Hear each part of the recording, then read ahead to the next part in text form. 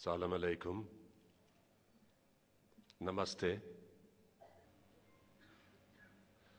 We decided with our board in Germany several years ago to go international. And to go international, we had a closer look at nearly all the countries of the world. And they are so-called BRIC countries. BRIC stands for B-R-I-C. And this is an abbreviation for Brazil, Russia, India, and China, the fastest growing economies worldwide.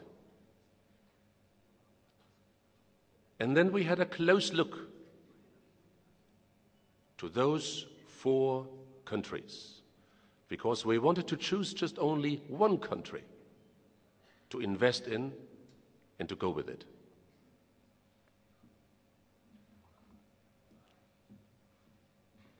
So first of all, we had a look at the political systems of these countries. We had a look to Russia. Mr. Putin just stated several days ago that he is the biggest democrat in the world. I truly believe that you as well believe that.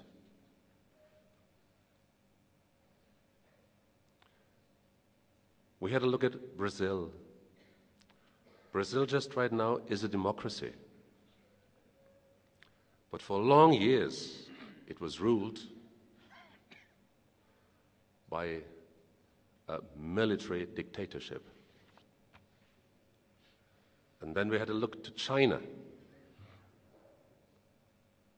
China states that since more than 50 years, they are a democracy. But do you really believe that China is a democracy?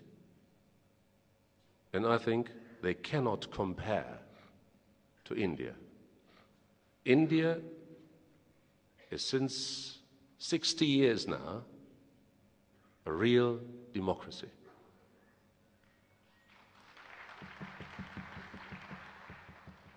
And I would say out of these 4 countries, it is only India, the only country you really can call a democracy. And it is the largest democracy in the world. When I was 2 years ago in the US, and I heard a US senator say, "We are the biggest and largest democracy in the world," I said to him, "Yes, perhaps you are the mightiest democracy in the world, but not the biggest one. The biggest one is in Asia. You have to go to India, and then you find the biggest democracy in the world." And then I'm coming to the next point, and this is your population. US have only a population of 300 million. 300 million? This population in India is 1.2 billion.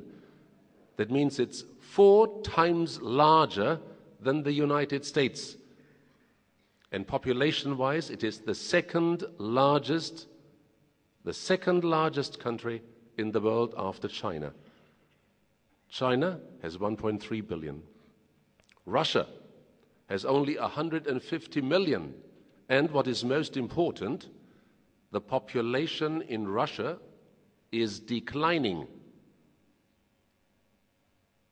The life expectancy of a male Russian has decreased in the last 20 years from 78 to only 68 years.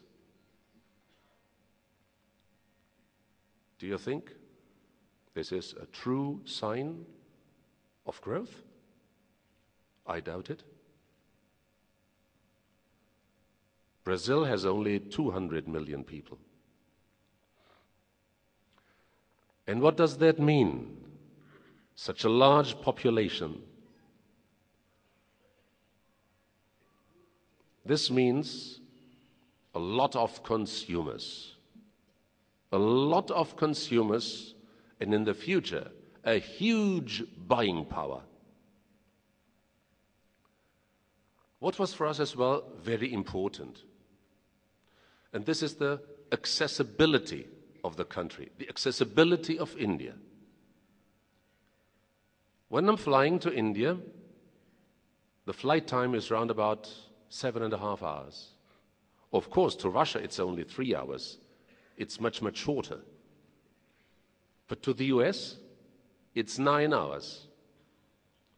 To Brazil, it is 12 hours. And to China, it is 10.5 to 11 hours. So accessibility for us to India was very important. And this, of course, comes together with a time zone difference, because it makes a difference if you are in the same time zone or in a time zone that's 5, 6, 7, 8 hours away. Because when you are traveling, you know what I mean. India is 3.5 hours, and in summertime and in wintertime, 4.5 hours away from Germany, from the time zone. Of course, Russia is closer. It's only 2 hours. But Brazil is 5 hours. And China is 8 to 9 hours time zone difference away from Germany.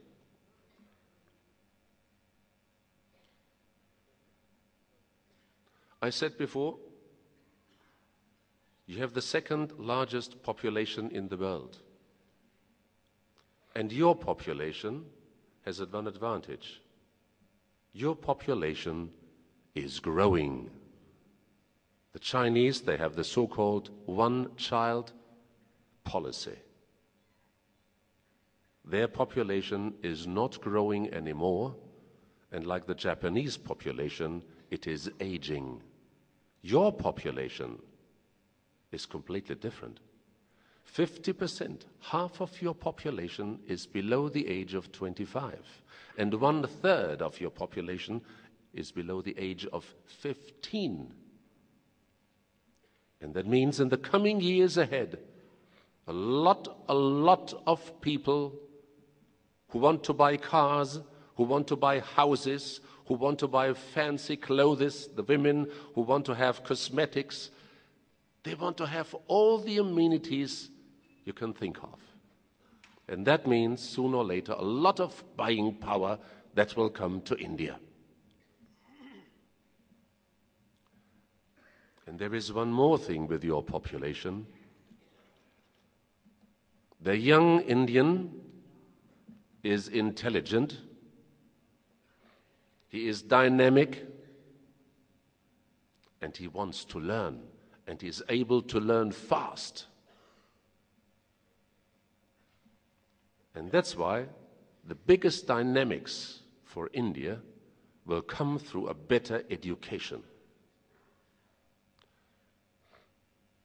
When I compare it just to Germany, every year, German universities, 23,000 students are leaving with a graduation in engineering.